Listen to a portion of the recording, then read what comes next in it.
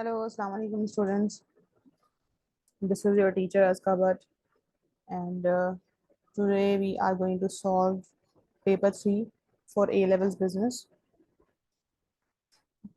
Paper 3 variant 1, I guess this is variant 1, paper 3. So this is about, just give me 1 second so just I can check that is this paper, because I just forgot that which variant I have solved. Uh, yeah, okay, so this is paper 3 variant 1. And this is latest paper, May June 2024. So first of all, if you don't have paper, so I just suggest that download the paper, and after that just like after that just come to this video and watch this video. But before that, you should download the paper, just read the case study, and after that you can see the questions, that how I solved all the questions. Okay, so yeah, so that's why.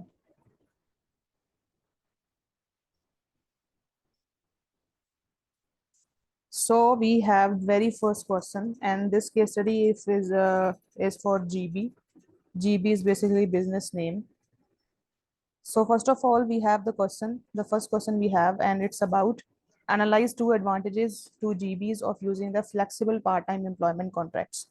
So in 8 marker question, you have to write at least two paragraphs of advantages. Okay, so first of all, you have to identify the advantage. So I have identified advantage. As you can see, I have identified that the first advantage would be cost efficiency if they will be using the flexible part-time employment contract. And the second one is workforce adaptability. This is the second advantage. And after that, I have explained it, I've analyzed it, and this is the requirement for 8 marker question. But if you want to know, if you just want to know the answering structure of the paper, so you can just comment under the comment section, and I will be uploading the video related to this topic. Okay, so if they will be using the flexible part-time employment contract, so the first advantage they will be having, this is cost efficiency. So flexible part-time contracts allow GBs to adjust labor cost according to the demand for its products. So since GBs operate in seasonal industry where demand for sand, gravel, and building materials fluctuates, so having part-time employees ensures that GBs can scale its workforce based on actual work needs. So during periods of lower demand, GBs can reduce working hours, avoiding unnecessary labor cost. And this flexible arrangement helps maintain profitability and ensures that GBs only pays for labor when needed, enhancing overall cost efficiency. Okay, so this is the first advantage. Now let's discuss the second advantage. And the second advantage is workforce adaptability. So with flexible part-time contract, GBs can more easily manage sudden changes in workload. Employees on these contracts can be called into handle peak periods, such as when seasonal demand increases. This adaptability enables GBs to quickly respond to market shift without the need for long-term hiring commitments. As a result, the business can maintain smooth operations and meet customer needs so promptly, even during high demand periods, without the risk of overstaffing in slower times. So this is the benefits. This is the advantage I have explained for this type of contract. And the next question is that analyze two disadvantage to GBs of its proposed communication process innovation. Okay, so the first disadvantage is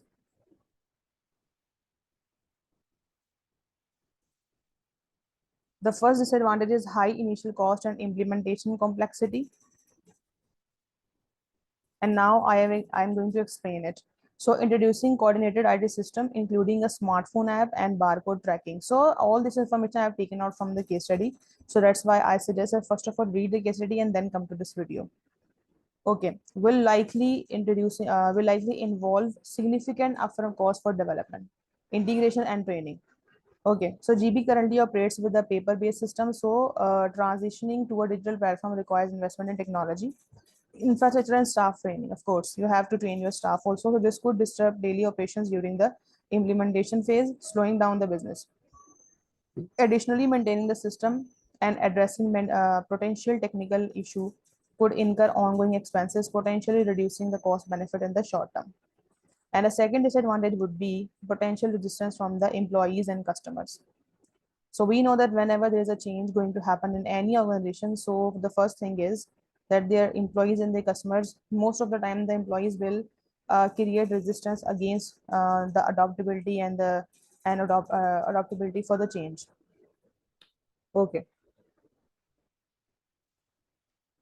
So GB's employees and customer might resist adopting the new digital system.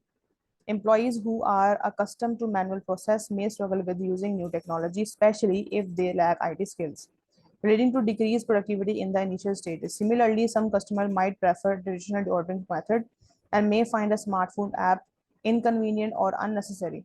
This resistance could result in slower adoption rates, limiting the intended efficiency improvements of the communication process innovation. So this is question number one and question number two. Okay, and after that, they said that we have to calculate the accounting rate of return for the new grinding machine. So this is the formula to finding out the ARR. First of all, we have to find out the average annual profit, and we have to divide it by the initial investment, multiply it with the 100. So the initial investment is $1,10,000, and total profit for over 5 years is 45,000. So in first step, we have to calculate the average annual profit. So for annual average profit, we have to divide the total profit by the number of years. So total profit was 45 and the number of years is 5, so 9,000 would be the average annual profit. So now just put the values according to the ARR. So 9,000 was the average annual profit and 110 was the initial investment multiplied by 100. So this gives you the answer, which is 8.18% of ARR. Okay. And after that, we have to find out that calculate the net present value of new grinding machines.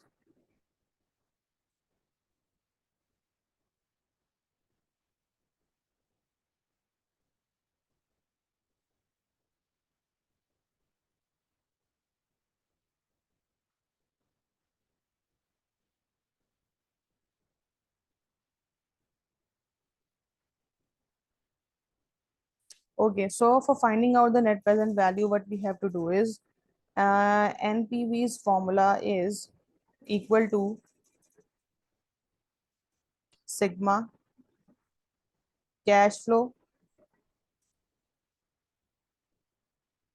over 1 plus RT. Okay, so here basically we have the initial investment.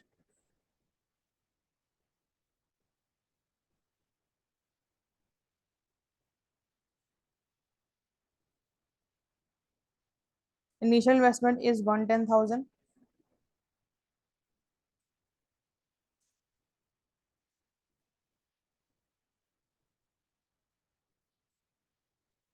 Okay. And cash flow for year 1 to 5 are already discounted at 5%, so we can directly sum them up. So first of all, we have to sum the discounted cash flow.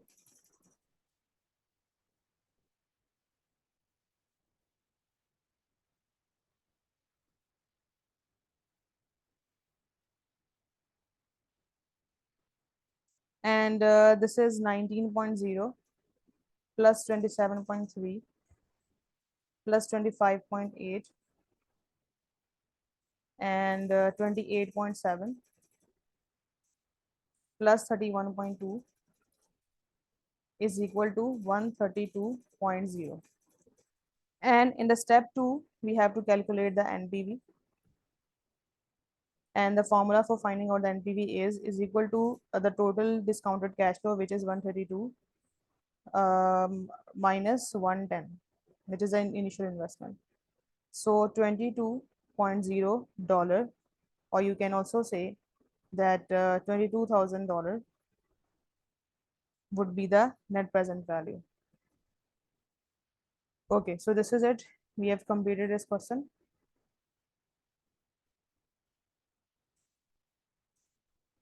Okay.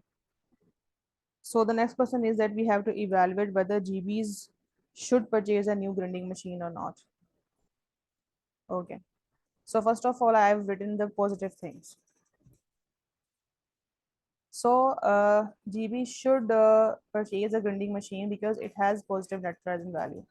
So as calculated, the net present value of the new grinding machine is $22,000, which is positive. So a positive NPV, a positive NPV indicates that the project is expected to generate more value than its cost. So meaning it will be increased GB's profitability in the long run. And this suggests that purchasing the machinery is financially viable and would provide a return on investment above the cost of capital. Discount rate was 5%. And a second reason that we should purchase it is acceptable accounting rate of return, ARR. So the calculated ARR for the new grinding machine is 8.18%, while this is a higher than the current discount rate, which is 5%. So GBs must compare this to other potential investment or the company's required rate of return. So if this rate meets or exceeds GB's internal expectations for investment, so it would further support purchasing the machine. However, if GBs has other opportunities with higher ARR, this machine may not be the best option. And the third reason would be increased production capacity.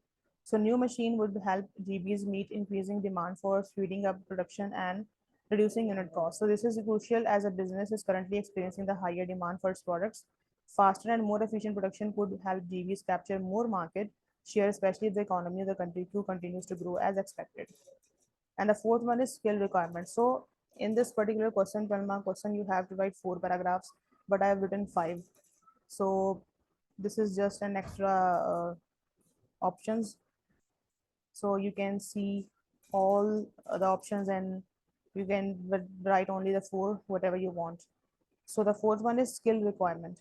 So disadvantage to consider is that new grinding machine requires a skilled operator, which GBs currently may not have. So training current employees, hiring a new operator could increase the labor cost and complicate the implementation of the machine. So GBs must assess the availability of skilled labor and the potential disruption during the transition phase.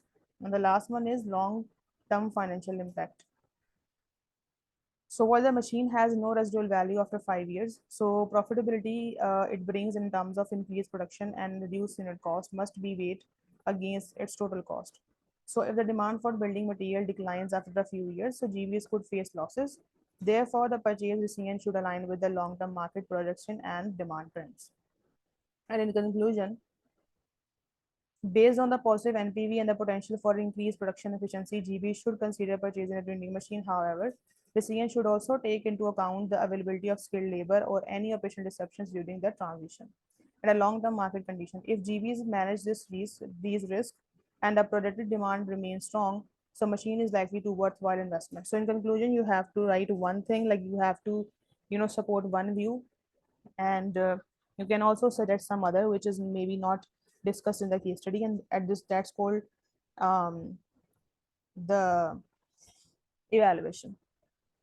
So now let's see, in the next question we have to calculate the PED of for GB's gravel product when the price decreased from $19 to $81 per ton. Okay, so first of all what we have to do is,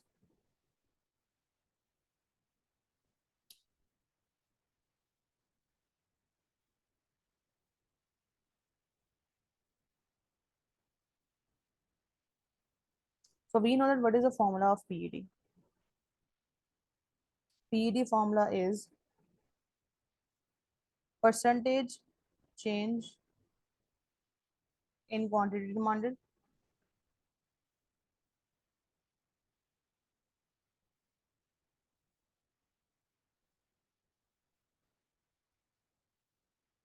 divided by percentage change in price.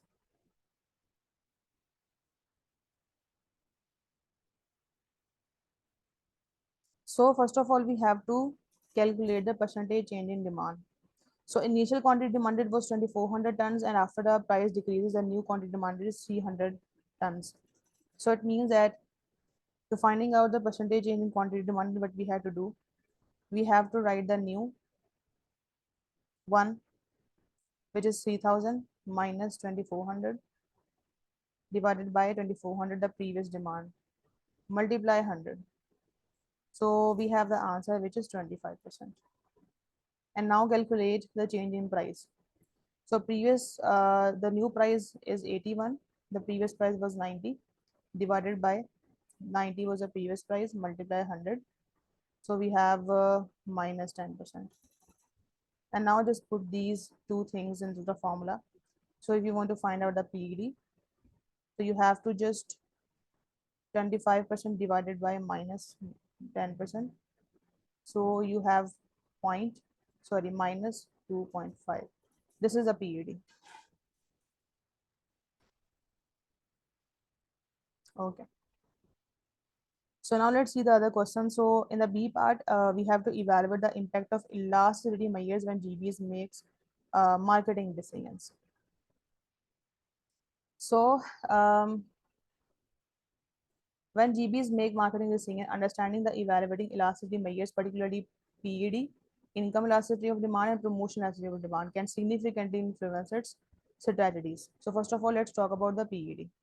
So interpretation of PED is that GB's gravel product has a PED of 0 minus 2.5, indicating that the demand is highly elastic. So a small decrease in price leads to relatively large increase in the quantity demanded. So what would be its impact on the marketing decision?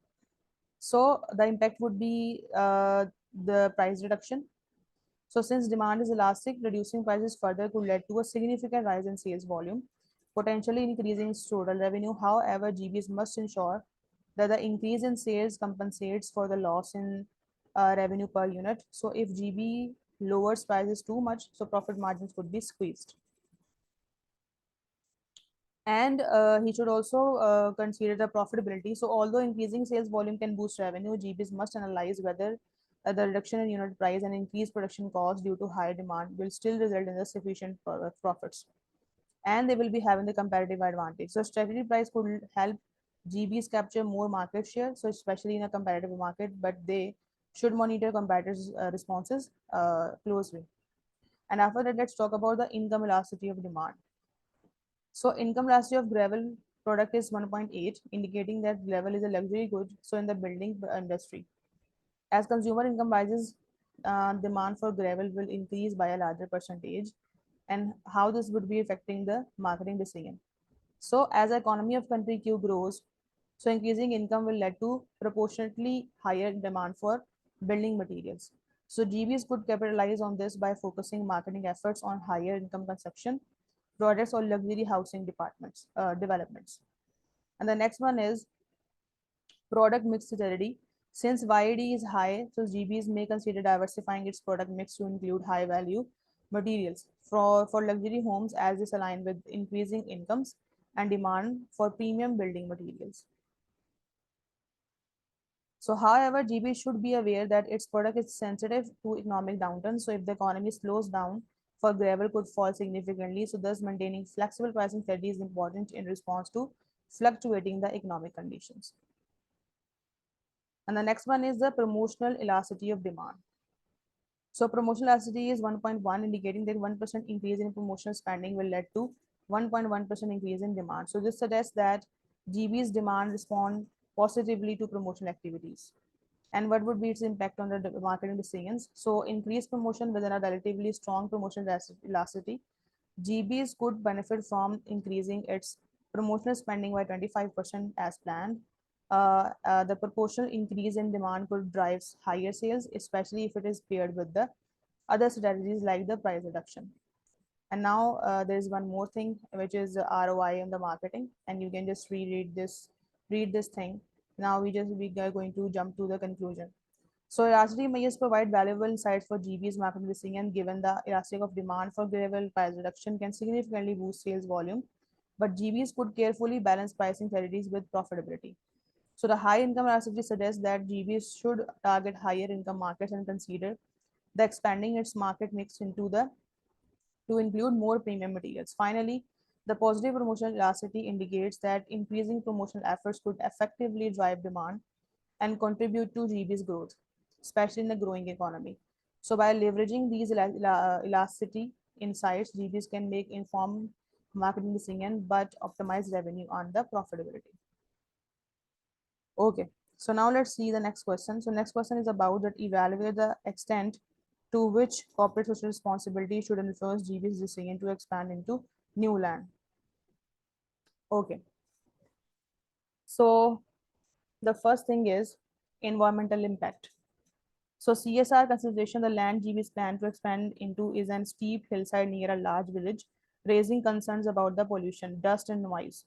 So from a CSR perspective, GBs should prioritize minimizing environmental damage caused by its operations, sustainable practices such as using renewable energy or adopting the cleaner extraction methods could mitigate the negative environmental impact. And there's one more thing, the community relations. So villagers near the proposed land have already protested due to the concern about the potential negative impacts of GB's operation. So engaging with the local community and addressing their concern is a crucial aspect of CSR. So GB could establish programs to improve local infrastructure or offer compensation to those affected by its activities.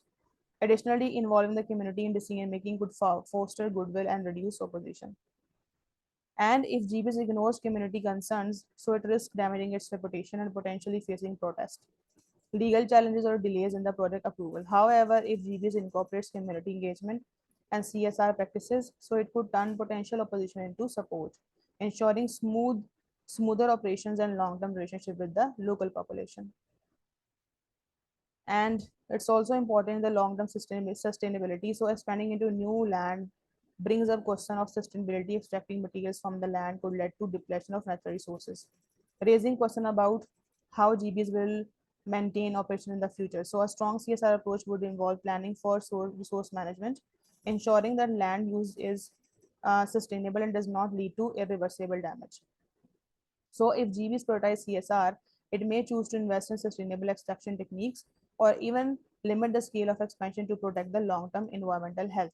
So while this may reduce the short-term profitability, it would ensure that GB's operations remain viable for future generation, aligning with the growing trend of business adopting long-term sustainable models. And there is also one more, and at the end, I've concluded it.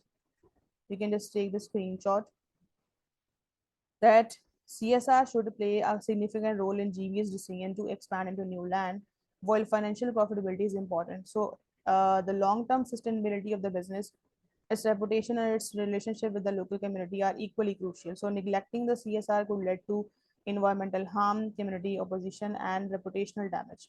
So, which could offset the short-term financial gains from the expansion. So, therefore, GB should integrate CSR into its expansion strategy by adopting the sustainable practices, engaging with the local community, and ensuring ethical compliance, which will lead to more sustainable and successful business in the long run. So this is it for today. I've completed your paper 3, and let's meet with one more new paper in the next class. And goodbye till tomorrow. Most probably I will be putting one more video tomorrow. Goodbye. Allah Hafiz.